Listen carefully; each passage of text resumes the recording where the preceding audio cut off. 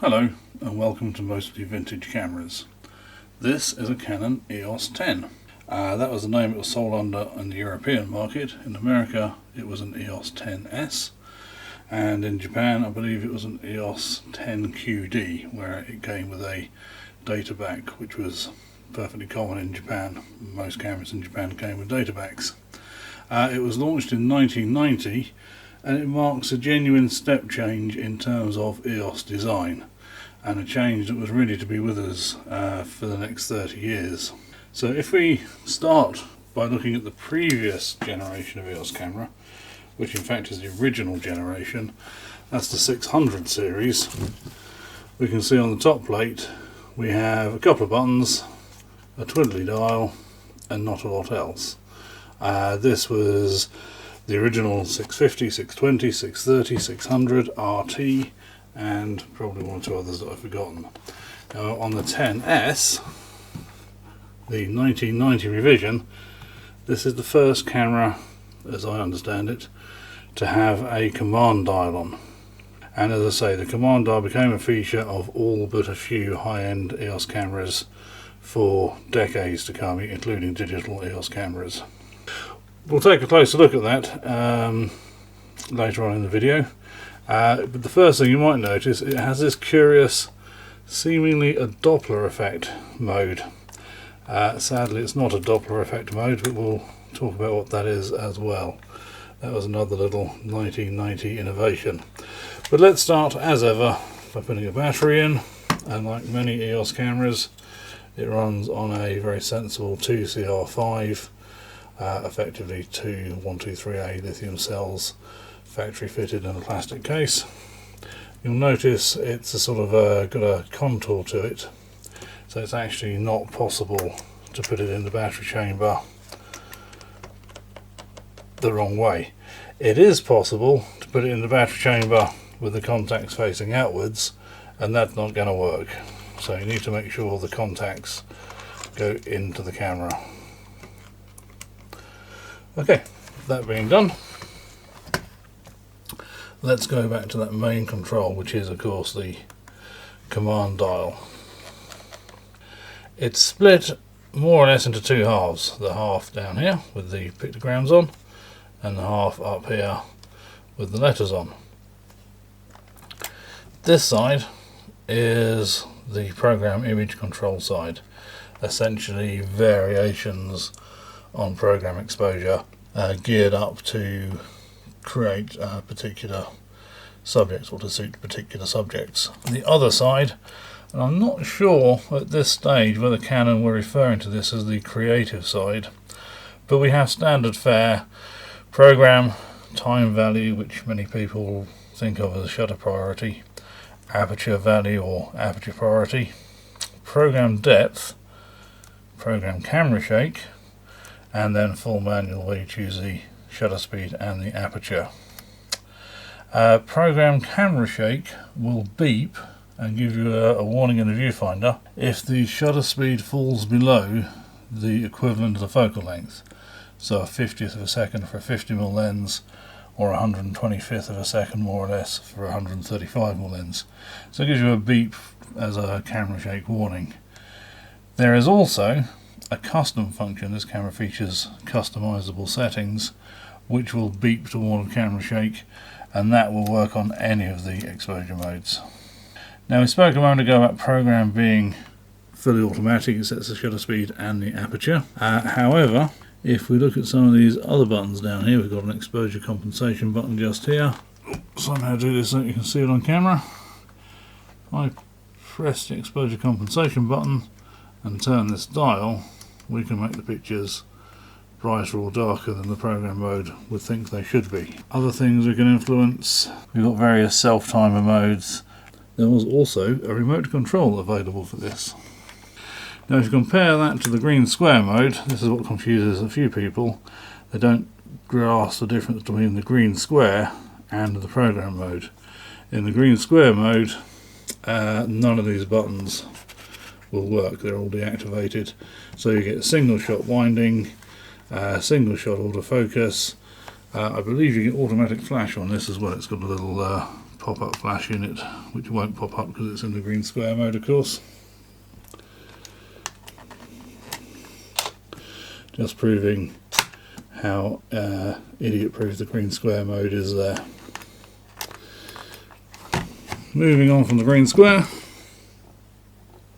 we've got a portrait mode, it's a picture of a face, a landscape mode, a close-up mode or macro mode, and a sports mode. If you've watched some of my earlier videos, you may recall Canon very boldly saying with the T80, this was the only autofocus T-series camera, it had 5 exposure modes, and Canon had said all photographs ever taken can be subdivided into 5 categories, and we've included all 5 exposure modes you'll ever need on this T80. Clearly, between when that came out and around about, I think it was 86 or 87, might have been 85 anyway, between when the T80 came out and the EOS 10 came out, Canon had clearly found a few more modes.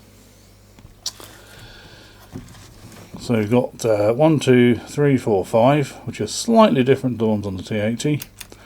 And then we've got this, what I'm calling the Doppler effect mode. It's actually a barcode mode. This was quite a thing in consumer electronics in the 90s. There were a lot of products. I don't know if there was a change in the cost of making barcode readers, but you could buy for your EOS 10 as an accessory a book. The EOS Photo Files barcode manual. So it's got special exposure modes for a whole bunch for our childhood here. It's interesting. And portraits, what else we've got? They're all colour coded, so looks like portraits are blue, childhood modes are yellow. Is there a wedding section? The wedding section is a romantic pink colour, and the idea would be, if you wanted to emulate this photograph, you would take your barcode reader,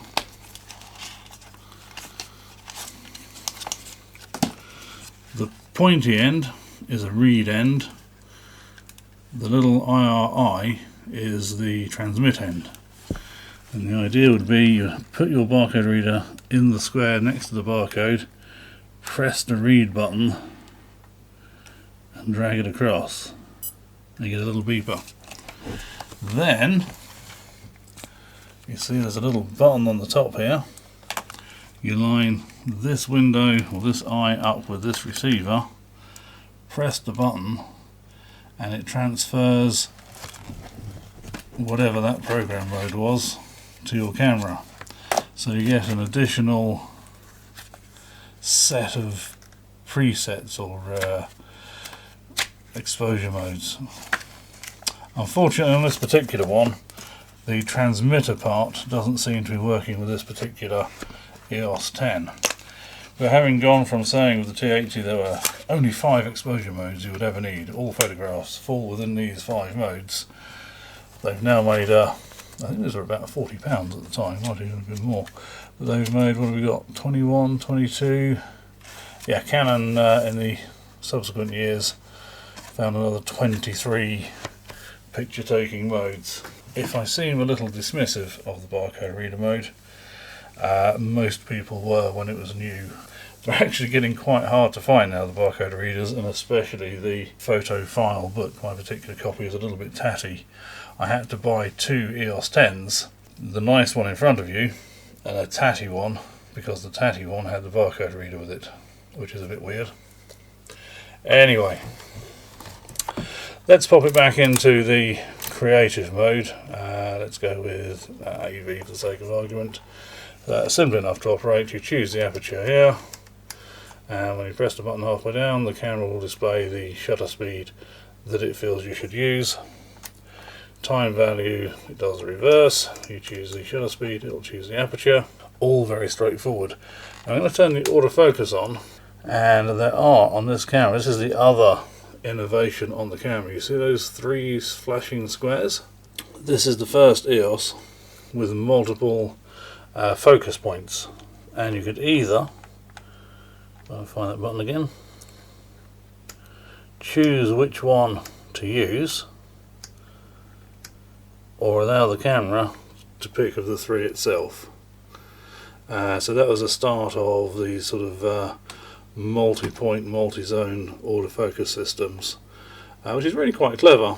The autofocusing on this camera, as with any single lens reflex from the early 90s, it's not going to live up to sort of modern standards, let's say, but nonetheless it's nice to have. It shows the path to the future, let's say. We've really not got an awful lot else to look at on here. The second button is our spot metering. It's not spot metering, it's about 12%, but centre metering only, not centre weighted, just the middle 12% of the spot. It has an evaluative exposure system ordinarily, which I believe is 6 zones. I'll put a note in the description if I'm wrong on that. And then lastly, down here we've got various autofocus modes. One shot, so it will focus when you press the button and it won't refocus until you release it and press it again, or until you take the picture, of course. Then we've got AI servo. This I think was the first camera to have AI servo, where it will try and track the subject. Again, it's a work in progress. It got better as the cameras became more modern, as the years rolled on. What else do we have here? Here we go. Single winding, continuous winding, so effectively motor drive. A pretty good motor drive in actual fact. Yeah, that's about it. The other thing the blue button does, if you press the blue button and the yellow button together, you can access a range of custom functions. So you choose the custom function you wanted to change. There you go, so you've got a yes/no option on that one there. Let's see how many functions there are. 12, 13, 14. These functions were things like giving you a warning for camera shake, whether you had the film leader wound into the cassette on the end of the film or on rewinding the film, or whether you left it proud, which made home developing easier, whether it rewound immediately at the end of the film or if it was left to your command, let's say. Talking of film, let's have a look inside. To open the camera back, push the tab in the middle, slide down. Like all modern cameras, modern SLR cameras, apart from the film window at this end, very little chance of light leak, because this flange sits in a groove, runs around the film chamber. So that's pretty good. We've got a full suite of DX film coding pins. Film loading couldn't be simpler. Put the film in there, extend the leader more or less to the orange marker, and close the back. And it should say, and indeed does say, number 1. And it's got a little film loaded symbol there. And that's pretty much all there is to it. And just in case it wasn't clear on the camera, that's the frame counter, that's the film loaded symbol, so you know there's a film in there. If you're used to a modern DSLR camera, this is going to be very familiar to you. It's a very capable camera, perfectly capable of taking great photographs. A note on the lenses: lens release is just here. Twist and put away. It is a Canon EF mount, which until the RF mount came out very recently has been current up to the current time. However, you may find newer EOS lenses won't work with this camera, and possibly lenses that you might receive if you buy one of these cameras as part of a kit might not work on DSLR EOS. Whilst they are the same mount, they're not the same software at the end of the day. So there can be some idiosyncrasies, let's say. If you find you get a lens and you press the button and it says EO7 or EO1 or something like that, you might want to try using it in AV mode and setting the maximum aperture, the brightest aperture. Sometimes they'll work only on the maximum aperture, sometimes sadly they won't work at all. So that's a free quick tip there. Putting the lens back on, red dot on lens, red dot on camera. Boom. And that's really all there is to say about it. It's a great camera. It's great as a starter camera. It's great if you're a more advanced photographer. You've got things like multiple exposure, which is quite an advanced mode. You can do, let's say, creative things with that.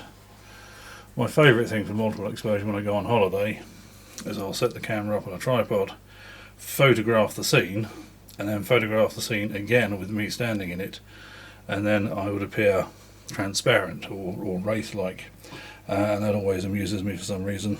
In terms of cost, from a retailer with a warranty and a 14 or 30 day return period, you might pay anything as much as £150. I've seen them go for. So between £100 and £150.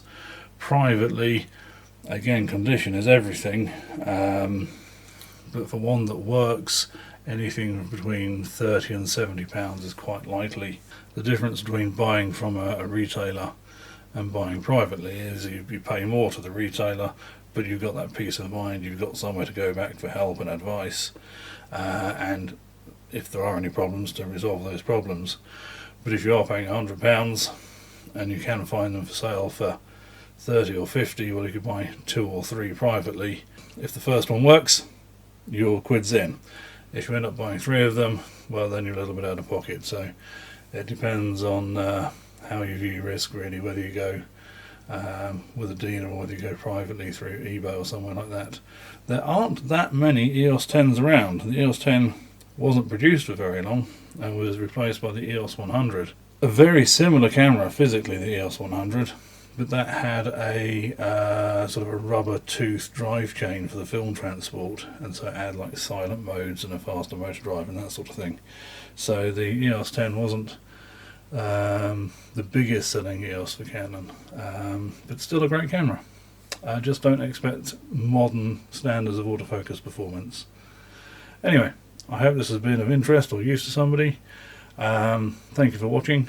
I really do appreciate it. All the best.